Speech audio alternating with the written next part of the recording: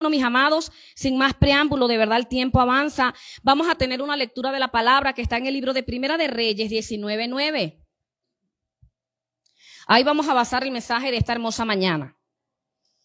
Mire cómo dice la palabra proyectada allí en las pantallas. Dice, con la bendición de nuestro Dios Padre, Hijo y Espíritu Santo. Amén. Dice, y allí se metió en una cueva donde pasó la noche. Diga, donde pasó la noche. Y vino a él palabra de Jehová, el cual le dijo, ¿qué haces aquí, Elías? Yo quiero hablarte en esta hermosa mañana bajo el tema, ¿qué haces ahí? No sé dónde estás en este momento, pero la pregunta de parte de Dios para ti es, ¿qué haces ahí? Y si nosotros comenzamos a recordar todos los acontecimientos ocurridos y hechos en la vida de Elías, podemos darnos cuenta que es un gran profeta hablando en el Antiguo Testamento. También dice que este profeta fue de alguna manera arrebatado al reino de los cielos. ¿Qué pasó? La historia cuenta de que vino un carro de fuego y se lo llevó. Hasta ahí dice. ¿A dónde está? Sabemos que está, el Señor se lo llevó. Pero es un profeta que el Antiguo Testamento relata que realizó demasiados acontecimientos o hizo muchas cosas de parte del Señor. Mire, uno de los hechos por este profeta es cuando le dijo a Acab, vive Jehová, el Dios de Israel, en cuya presencia estoy, que no habrá lluvia ni rocío, sino por mi palabra. Imagínese la autoridad que este profeta tenía de parte de Dios, que le dijo al rey de ese tiempo, de esa generación, vive Jehová, en cuya presencia estoy, que no habrá lluvia ni rocío, sino por mi palabra. Dice también que el Señor lo mandó a esconderse en un arroyo y le dio orden a los cuervos para que llevaran y lo sustentaran. Y le dice, beberás del arroyo, y yo he mandado a los cuervos que te den allí de comer. Y los cuervos le traían pan y carne por la mañana y pan y carne por la tarde, y bebía del arroyo. O sea, imagínese que este hombre era importante para Dios, que le dijo, aunque tú estés por allá escondido, no te preocupes, no te va a faltar el pan, porque yo le he dado orden a los cuervos que vayan y te lleven de comer.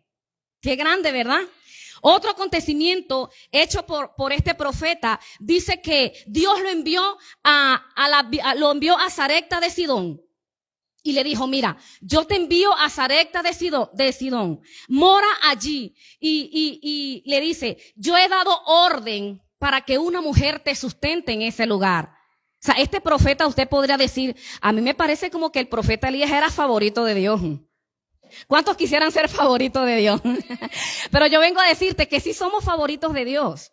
Dios a cada uno nos tiene algo especial y maravilloso. Y dice, yo le he dado orden a esta mujer para que te sustente. Entonces, por supuesto, Elías, cuando se acerca a esta mujer, le dice, oye, ¿no tienes por allí algo de comer? Porque tengo mucha hambre. Y la historia relata que esta mujer le dijo, fíjate, que precisamente estaba por este camino buscando unas leñas, porque lo único que me queda es un poquito de harina y un poquito de aceite para hacer algo para mi hijo y para mí, y luego echarme a morir, le dice la mujer, la viuda.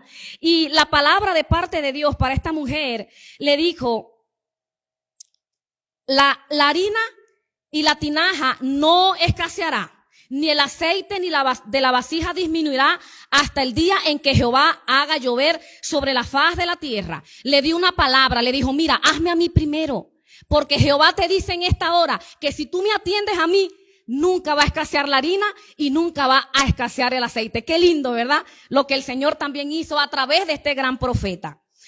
Pero ahí no queda la historia de todos los hechos por este profeta. Dice que a esta viuda, la cual sustentó al profeta, se le murió el hijo.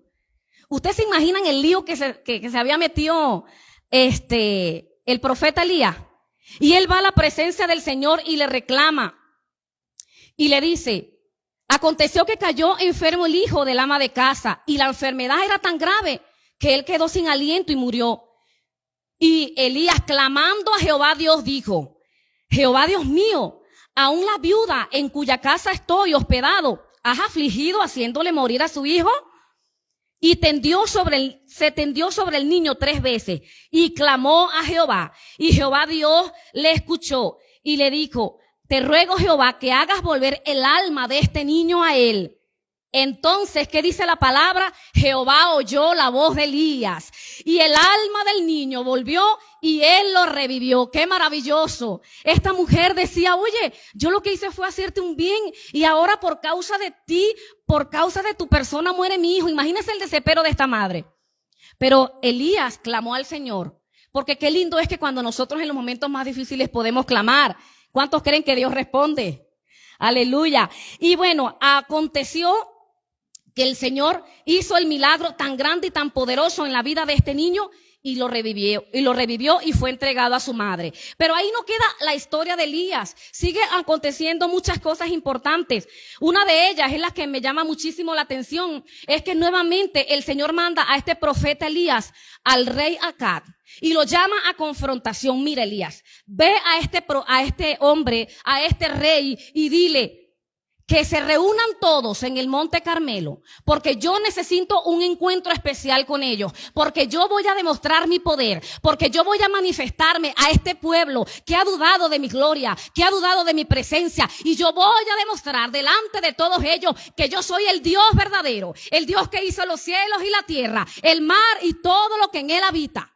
Y dice que este profeta se acercó al rey y le dijo, yo necesito que tú reúnas a estos 400 profetas de Baal. En aquel tiempo eran profetas que adoraban a otros dioses, no adoraban al Dios verdadero. Y le dijo, yo quiero que tú los reúnas, porque hoy Jehová de los ejércitos se va a manifestar delante de aquel pueblo que me ha dejado, que me ha desamparado y que ha dudado de mi poder, en que yo soy un Dios que todo lo puede, un Dios que va a restablecer la fe en el corazón de cada uno de ellos. Y para no hacerle más larga la historia que está relatada en la palabra, dice que por supuesto reunió el rey Acab a todos los profetas, 450 de Baal y 450 de Acera. En total, ¿cuántos son?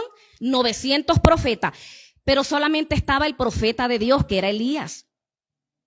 Y dice que cuando los reunió les dijo, mira, tú prepárame un cabrito, un cerdito por ahí, un cochinito, no sé, lo que tú quieras, prepáralo, córtalo, prepara la leña. Y el Dios que responda con fuego y queme este holocausto, ese es el verdadero Dios. ¿Usted sabe qué pasó? Los 450 tenían fe, los 900 tenían fe y dijeron, pues así sea. Hasta el pueblo de Dios estaba allí, el pueblo de Israel en ese momento. Y dice la palabra que ellos empezaron, Dios de Baal, respóndenos con fuego. Y pasó el tiempo hasta llegar a mediodía. Y dice que el profeta Elías se burlaba. ¿Será que es sordo, que no escucha que lo están llamando para responder? Y sigue contando la historia, que pasó más del mediodía y no hubo respuesta de parte de Dios de Baal. Pero el asunto no queda allí. La intención era de que ellos entendieran cuál era el Dios verdadero. Y resulta que la historia comienza a testificarnos que llegó el tiempo del profeta Elías.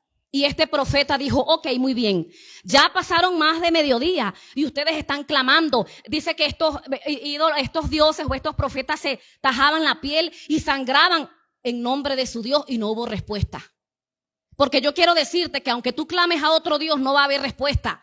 Porque el único Dios que da respuesta se llama Jehová, Dios de los ejércitos, aleluya. Y dice que este profeta, bueno, ahora es mi tiempo, ahora llegó mi turno. Porque por la palabra de Jehová yo estoy aquí confrontándote a ti, rey Acab. Y sigue diciendo la historia. No simplemente preparó la leña y cortó el buey y todo lo que necesitaba. Él dijo, ábranme una zanja alrededor. Vaya que fue bien atrevido este profeta Elías. Abran una zanja alrededor y de pasapalo, decimos nosotros, échamele 4 cántaros de agua. Que eso se rebose de agua. Era muy confrontativo lo que el profeta Elías estaba haciendo. Dice la palabra que el agua emanaba alrededor de ese altar. Y él clamó y dijo, Jehová Dios de Abraham, Jehová Dios de Isaac, Jehová Dios de Jacob, tú eres el Dios verdadero. Yo clamo a ti, responde con fuego para que esta gente se dé cuenta que solamente tú eres el único Dios al cual hay que servir, al cual hay que adorar, al cual hay que honrar. ¿Y qué dice la palabra? Que respondió con fuego. Aleluya, hermanos. Usted se imagina qué gran milagro, qué gran promesa hizo, qué gran victoria tuvo este profeta Elías. Posterior a esta victoria tan grande y tan maravillosa, ¿Se acuerdan de que Elías dijo, por mi palabra no lloverá ni habrá rocío? Bueno, ya llegó el tiempo de que por la palabra del Señor, él iba a orar para que lloviera. Y dice que él fue nuevamente al profeta Acab, y el profeta Acab estaba como que todavía aturdido y anonadado del acontecimiento. Oye, este hizo grandes cosas, ya me fregué, como dicen aquí, ya no hay más que hacer. Aquí hay que adorar al único Dios, todos reconocieron. Y todavía el profeta Acab estaba en ese vaivén. Y se acerca el rey Acab, y el profeta Elías se acerca y le dice, come y bebe, relájate, porque gran lluvia viene. Le estaba diciendo, ahora te vas a dar cuenta que también Dios va a responder enviando la lluvia por mi palabra. Por mi palabra cesó la lluvia, pero ahora por mi palabra va a haber la lluvia. Y esta es una gran victoria dada a ese rey y a este gran pueblo de Israel. Pero sigue diciendo, posterior a esta gran victoria, Elías ora y habla y dice, por mí habrá gran lluvia en este pueblo. ¿Cómo te sentirías tú si tú fueses sido el protagonista de todas estas victorias? ¿Cómo te sentirías? Es la pregunta. ¿Te sentirías bien? Si Dios a través de ti hubiese hecho este poco de milagros, yo me sentiría bien. ¿Cómo te sentirías? Es la pregunta. Sin embargo, versículos más adelante, después de todos estos acontecimientos hechos por el profeta, Dios lo usaba, lo que el profeta hablaba, lo que el profeta decía se cumplía, amado hermano. Pero versículos más anteriores nos relata la historia que Elías estaba en una cueva, encerrado, deprimido, lleno de temor, sin fe y sin confianza, y dudando de su propósito y de su llamado. Y es aquí donde quiero basarme en esta hermosa mañana, hablándote del tema, ¿qué haces allí? Porque leímos el versículo, ¿verdad? Que dice, y allí se metió en una cueva. ¿Y allí cuándo? ¿Cuándo se metió David en esa cueva? Si todo lo que Dios había hecho con él, versículos y capítulos anteriores.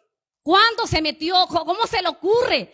Después de ser un hombre tan grande en medio del pueblo de Israel. Y dice, y allí se metió en una cueva donde, ¿qué? Pasó la noche. Y vino palabra de Jehová, el cual le dijo, ¿qué haces aquí, Elías? ¿Qué haces aquí? Y yo vengo a decirte que la misma palabra nos dice en Santiago 5:17 que Elías, al igual que nosotros, era un hombre sujeto a pasiones. Porque aunque Elías había obtenido muchísimas victorias, aunque Dios había demostrado de que estaba con él, aunque por la palabra de Elías ocurrían maravillas, señales y prodigios, él se olvidó completamente de lo que él era en el Señor y fue y se encuevó. Y es aquí la confrontación de parte de Dios para cada uno de nosotros. Porque llenos de pasiones, claro que estamos, amados hermanos. Pasiones en qué ámbito, en qué aspecto y en qué sentido. Pasiones en los cuales hoy tenemos demasiadas ganas de vivir, pero mañana tenemos ganas de morirnos. Por eso que aquí la Biblia dice, Elías fue sujeto a pasiones como tú y como yo. Y tú y yo no escapamos de sentir esto. Es más, yo quiero decirte algo en esta mañana. No es pecado sentirse así. Si te sientes así, no te preocupes.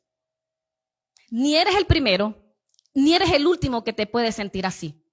La Biblia dice que los mismos padecimientos se van cumpliendo en todos los hermanos en todo el mundo. O sea, lo que quizás hoy me esté pasando a mí, a lo mejor mañana te pueda pasar a ti. Lo bonito de este asunto es entender de que Dios aún en medio de mi cueva está. Dios aún en medio de mi cueva me está bendiciendo, me está fortaleciendo, se está mostrando a mí. Y la pregunta que Dios nos hace, ¿qué haces ahí? En otras palabras, le estaba diciendo, Elías, ¿quién te dijo a ti que ese era tu lugar? ¿Quién dijo que te encuevaras allí? Pareciera que Elías estaba dudando del Dios de los dioses. Pareciera que Elías estaba cavilando entre dos pensamientos. Y aquí lo importante del asunto, hermanos, es que nosotros tenemos que pararnos firmes en la fe de nuestro Señor Jesucristo. Porque no se trata simplemente de creer y de confiar cuando las cosas marchan bien. No, se trata de creer y confiar también cuando las cosas no marchan bien. Porque Jehová, el Dios de toda carne, ¿habrá algo imposible para él? Nada imposible hay para él, hermanos. Para mí es imposible. Para la ciencia humana es imposible. Para ti, madre, es imposible. Para ti, padre, es imposible. Para ti, amigo que me estás mirando, que estás presente, muchas cosas son imposibles. Pero yo vengo a presentarte el Dios que puede todas las cosas. El Dios de lo imposible. El que se va a manifestar en tu casa. El que se va a manifestar en tu vida. El que se va a manifestar en su familia. Y va a hacer grandes cosas. ¿Usted puede darle gloria al Señor por eso?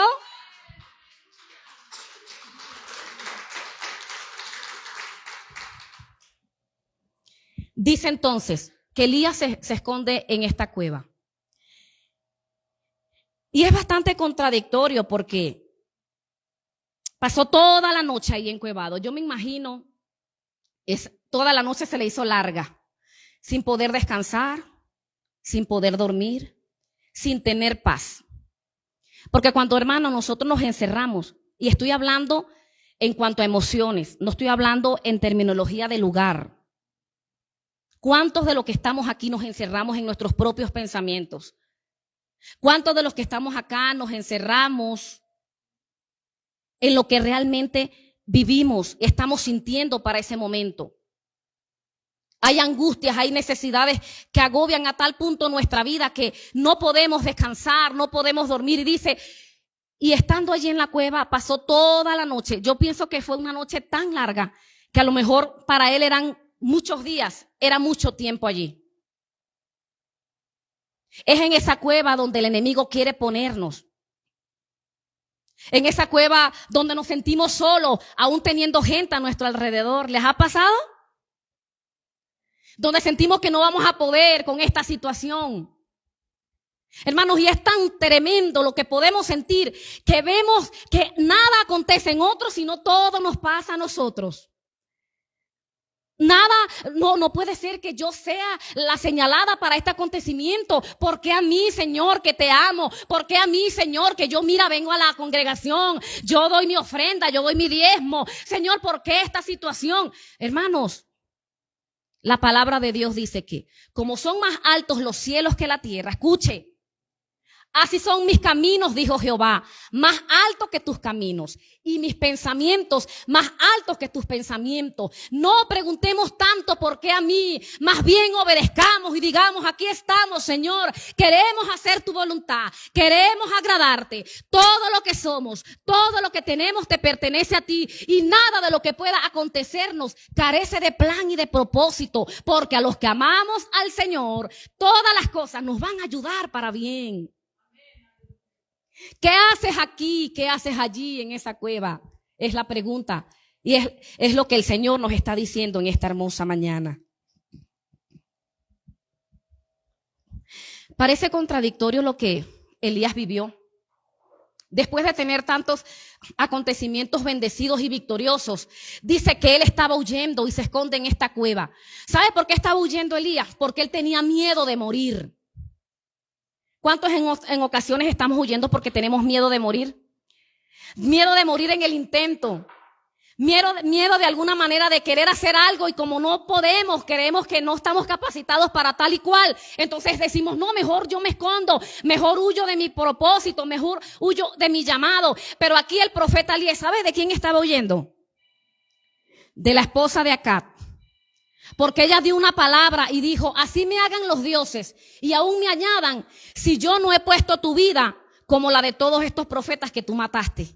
Y esa palabra llegó al corazón del profeta Elías a tal punto que él se encuevó y dijo, no quiero morir en manos de esta mujer. Pero dice la historia, amado hermano, dice la historia que él se sentó debajo de un enebro y deseaba morirse. Entonces, ¿cómo que él estaba huyendo de esta mujer para no morir, pero a su vez él estaba sintiendo y ganas de morir? ¿Cómo es esto? Porque a la final nosotros estamos huyendo de algo, pero a donde vamos también tenemos las ganas de morirnos nosotros por nuestros propios. No sé si me doy a explicar. Elías huyó porque no quería morir, pero a la final él estaba deseando la muerte. Y él decía, soy yo mejor que que mis padres. Mátame. Antes de que esta mujer me mate, mejor prefiero morirme. Sí, a veces nos sentimos así. Porque antes de ver nuestro hogar destruido, antes de ver a nuestros hijos destruidos, antes de ver a nuestra familia, antes de ver algo que realmente no está bien, que no nos genera tranquilidad y paz, nosotros preferimos morirnos. Porque hemos estado en ese pensamiento, en esa cueva de decir no vamos a querer vivir, no queremos vivir. Porque si tú, Señor, no vas a resolver tal y cual asunto, yo prefiero morirme.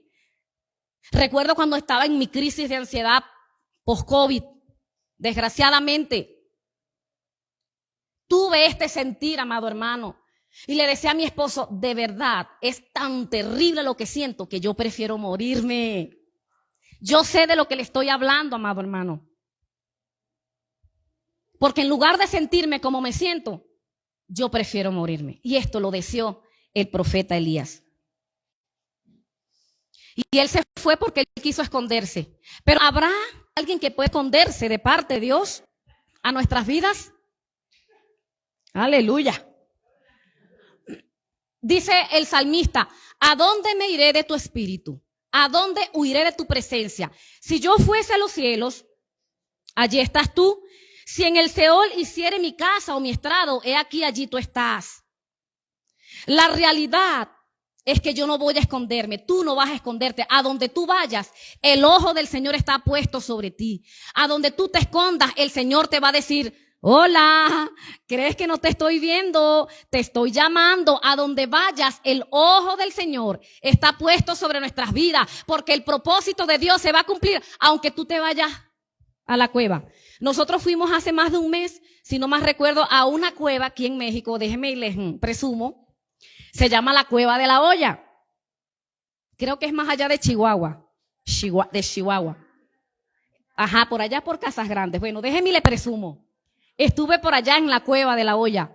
Muy bonito, por supuesto, el lugar. Pero no es un lugar para vivir, hermanos. No es un lugar. Porque la cueva no está diseñada para ti. La cueva no es el propósito de Dios para tu vida. Entonces, la pregunta en esta mañana, ¿has estado en esa cueva donde escasea la falta de fe? ¿Has estado en la cueva donde escasea la oración? ¿Has estado en la cueva donde no tienes la palabra de Dios que te anima a seguir adelante? Yo quiero decirte que ese no es tu lugar. Esa cueva no fue diseñada para que tú estés allí. Tú quieres por tus propios modos estar, pero realmente no es de parte de Dios que tú estés en la cueva. Y por eso que más adelante en la historia dice que el Señor le llama a Elías y le dice, ¿qué haces aquí, Elías?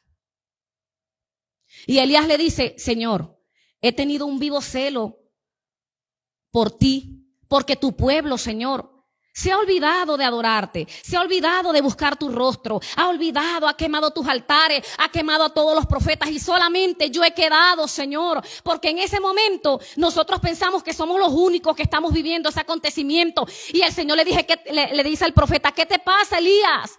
Yo me he reservado muchos profetas que no han doblado sus rodillas ante Baal. Y aunque tú estás escaseando en lo que yo te he enviado a hacer, hay muchos que están haciendo el plan y el propósito.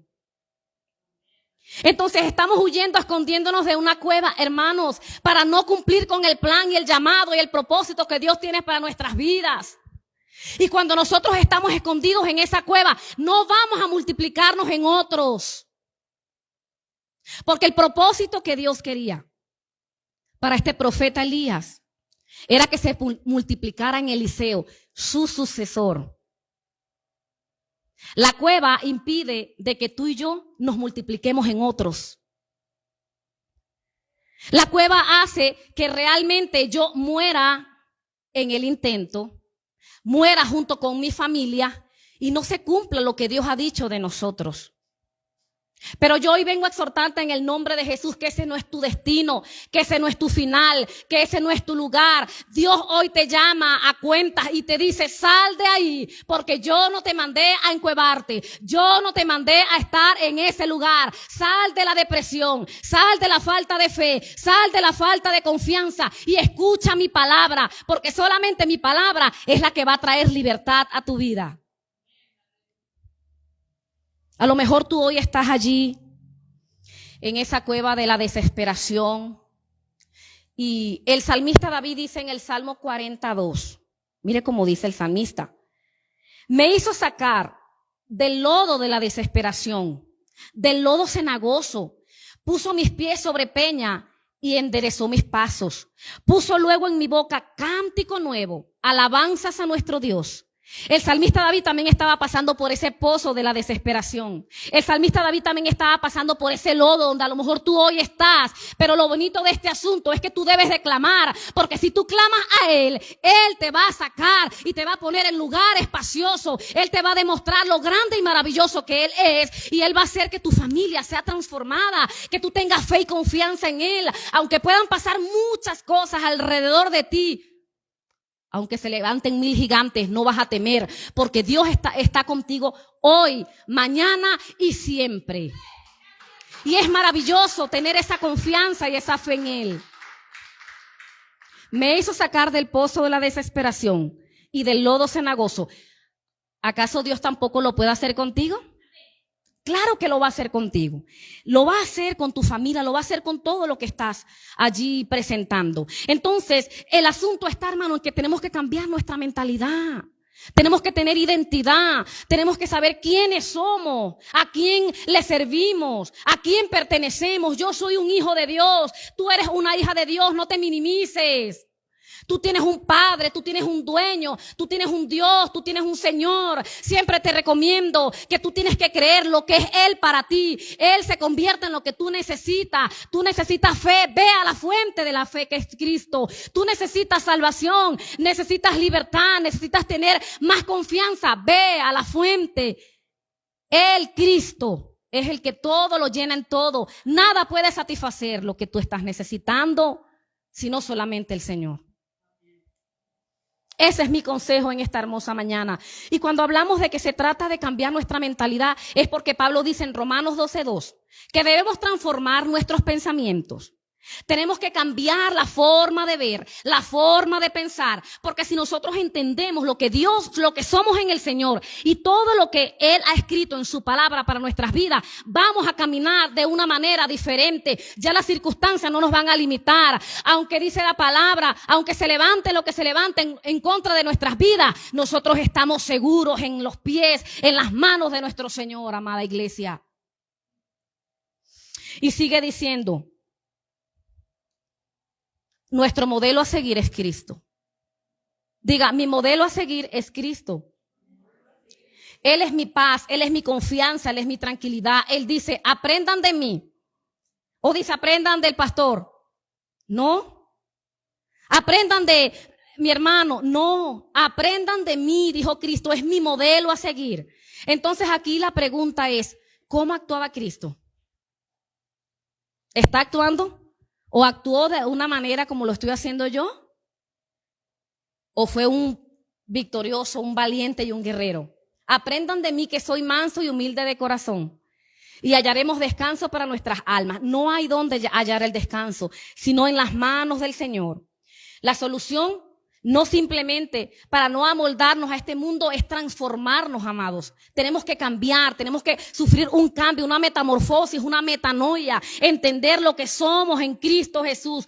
La cueva no va a permitir que sea expuesto el diseño al cual Dios te ha indicado. La cueva no es para ti. Y llámese cueva el cuadro de depresión, de angustia y de necesidad.